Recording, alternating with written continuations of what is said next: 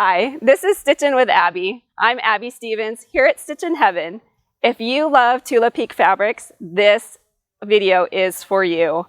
We have designed a brand new quilt. It's called Woodland Spectacle, and it features Tula Pink's newest collection, Tiny Beasts, and also from her new True Colors collection, the Tiny Dots. I want to take you back to the studio and we will do some paper piecing instruction with you. Let's get stitching.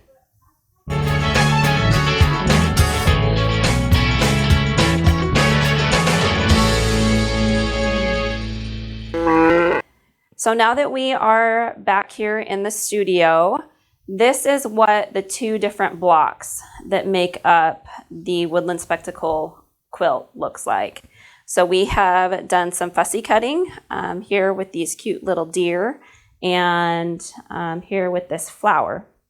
And these are foundation paper pieced blocks. So I'm going to show you today the technique of how to do foundation paper piecing.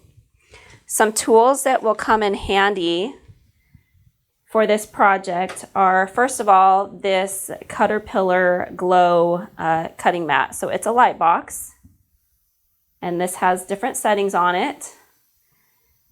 And then it has a cutting mat that fits on the top of it.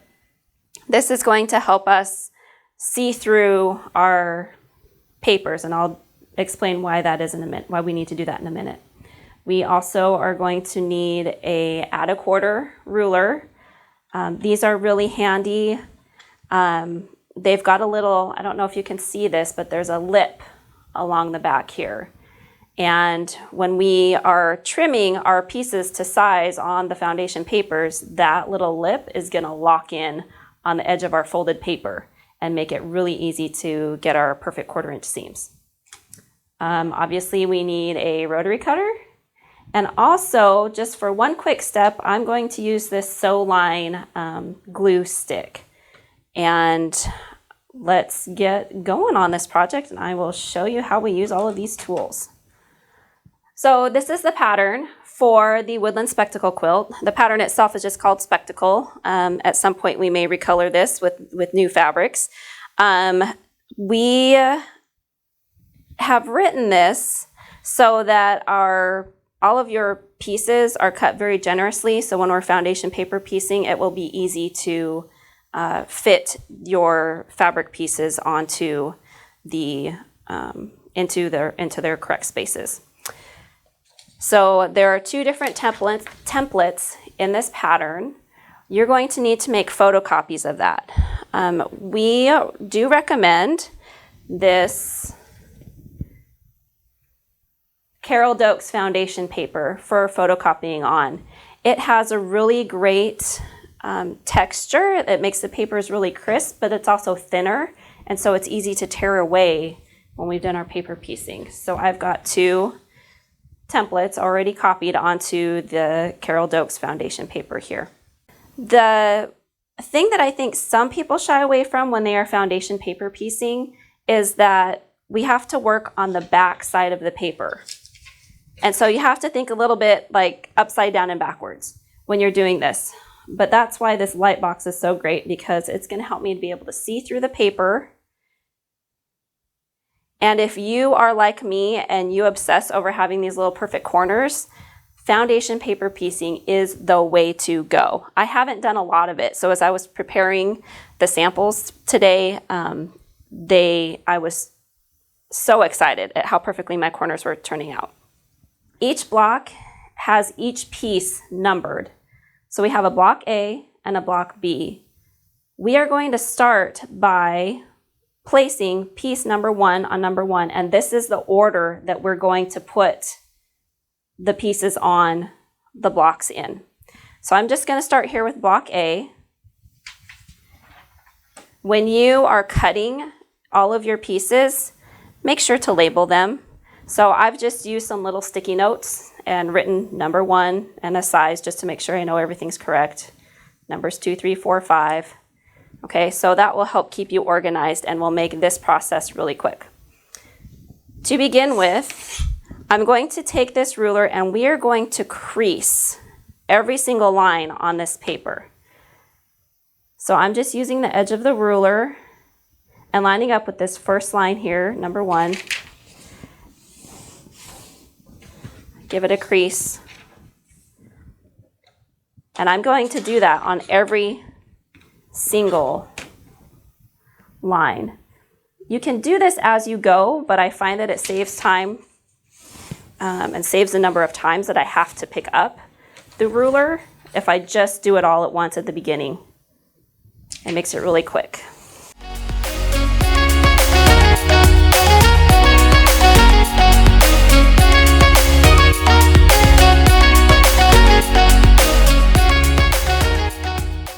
So I'm finding as I'm trying to find my lines to fold this paper that the lines on this cutting mat are in the way. Since I'm not doing any cutting at the moment, I'm going to set that aside. That's much better. Now I can really see those lines to crease.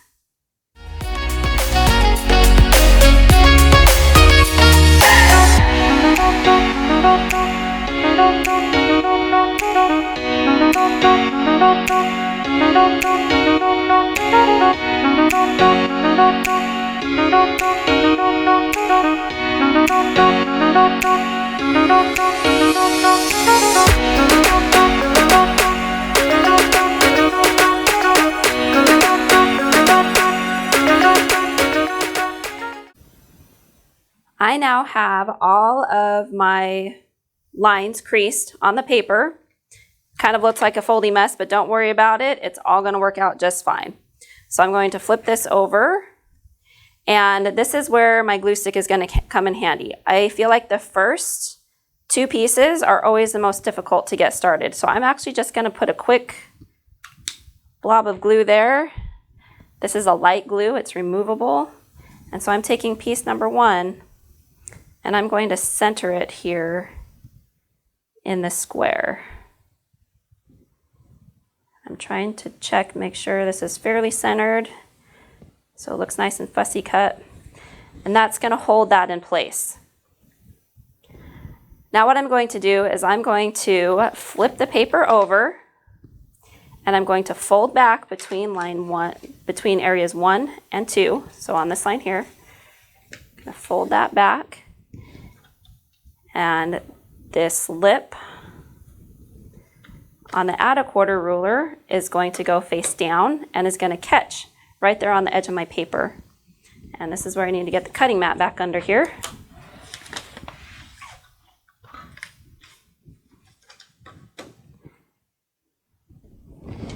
And I'm going to trim the excess away there. So now I've got a 1/4 inch seam allowance. And I'm actually going to do that on all 4 sides. This is going to make it easier to place pieces 2, 3, 4, 5. All right, so I've got all 4 sides trimmed now. Now I don't have to guess where to place my next piece because I know where my 1/4 inch seam line is. So now I'm going to place piece number 2.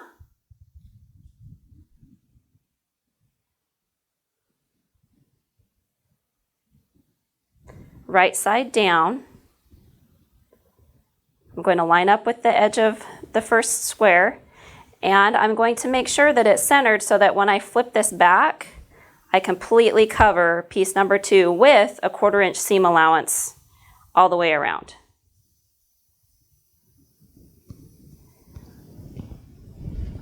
I'm going to stick a pin in that.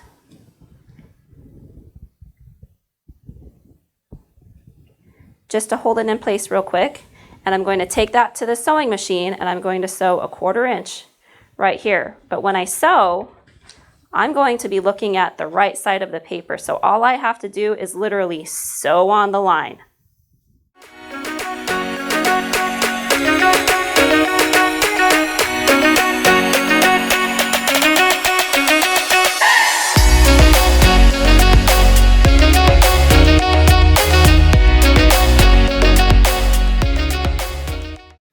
So here you can see I've done my stitching here. I've extended just slightly beyond the intersecting lines. I'm going to remove my pin. And now all that's left to do is press that piece open. Okay, I'm going to take that to the ironing board. I'm not going to use steam on this. We don't want to use steam on the paper. We just want to use a good hot dry iron. All right, so that was piece number 2 I just put on. So now I'm going to go to piece number 3.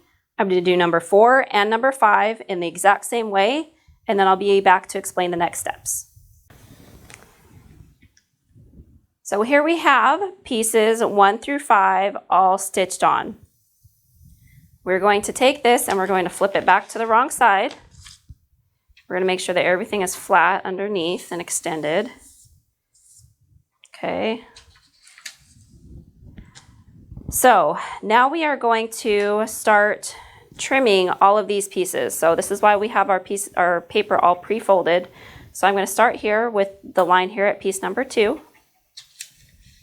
I'm going to fold that back. If you've extended your stitching a little bit, it's all right. Just tear through the paper a slight bit if you need to get that fully open. And I'm going to trim off the excess.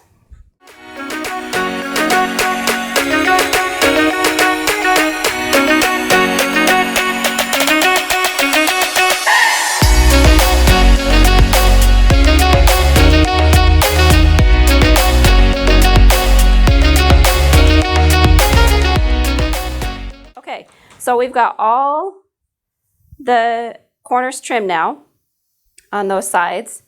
So now we're going to start again. We're going to flip our paper back to the back side. I'm now on number 6 and number 7.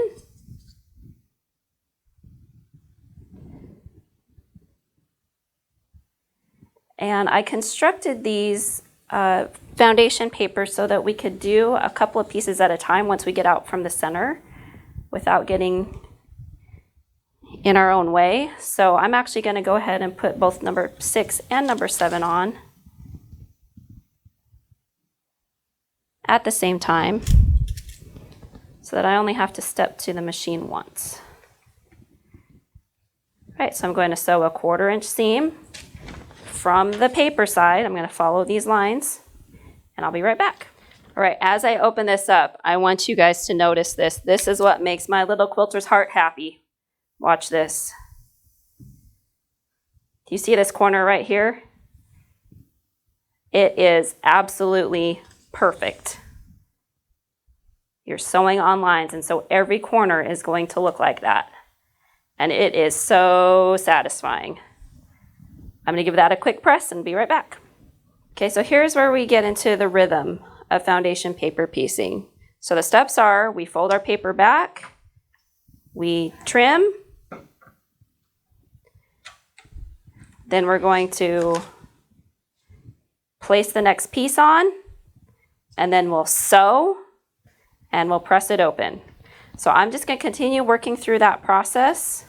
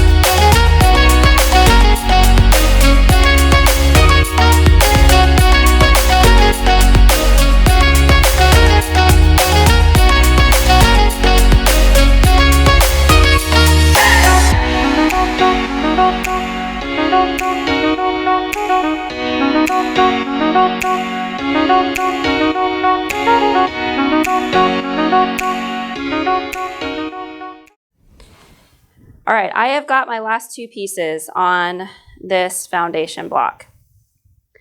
Save the trimming of the edges until very last. So I'm going to flip back here to the back side. And I'm going to use the 1/4 inch seam allowance on the add a quarter ruler. So on this particular template, we've marked the dotted line for the outside cutting line. On the top and bottom, the edge of the paper is technically supposed to be the cutting line for the sides. However, if your paper did not go perfectly straight through the printer, it might be a little off. So what I would do is just go ahead and I can see the lip of the add a quarter section of this ruler, and so I'm going to line that up with the solid stitching line.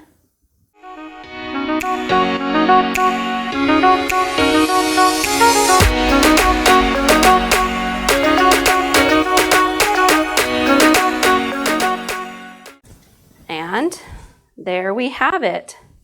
That is block A. Block B is constructed the exact same way. It is a reverse image.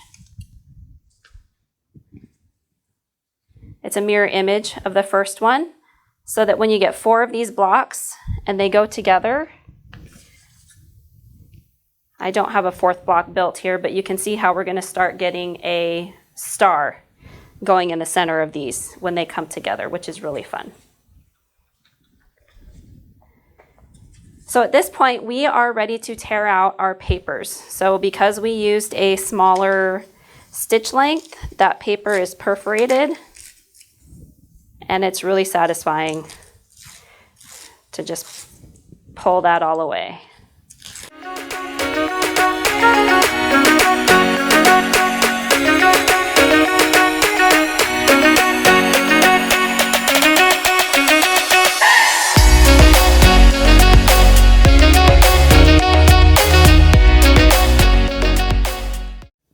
I now have the majority of my papers pulled away here. Now there's just some little scraps left in the corners. And again, if you have a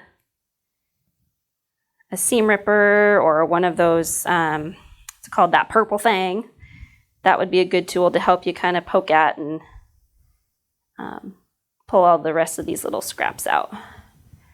And I'm going to call that good enough. So when you look at this, I'm going to turn the light off so we don't have the glow anymore. There. So when you look at this and you just see all of these little perfect points and corners, it's just really, really fun. And I feel like this is something that, I don't know that I would call this a first-time beginner's quilt, but if you're a beginner and you've got a few quilts under your belt, this is definitely a project that you can handle and will help you feel really, really confident in getting those perfect corners. I hope you've enjoyed. Okay. I hope you all had a great time with me today. It's been fun to share this tutorial with you. I hope that I've been able to make paper piecing a little more accessible to you all. It's been a fun project. I do want to remind you that we will have kits available here in the store for the Woodland Spectacle. We will have a limited supply, so you'll want to be sure to grab those as quickly as possible. We will have the pattern also available individually if you'd like to choose your own fabrics. We will have it in paper version as well as a digital download version. I hope that you will hit that subscribe button and the notification bell so that you can keep up on all that is happening here at Stitchin Heaven. We always have fun new projects coming for you. I'll see you next time.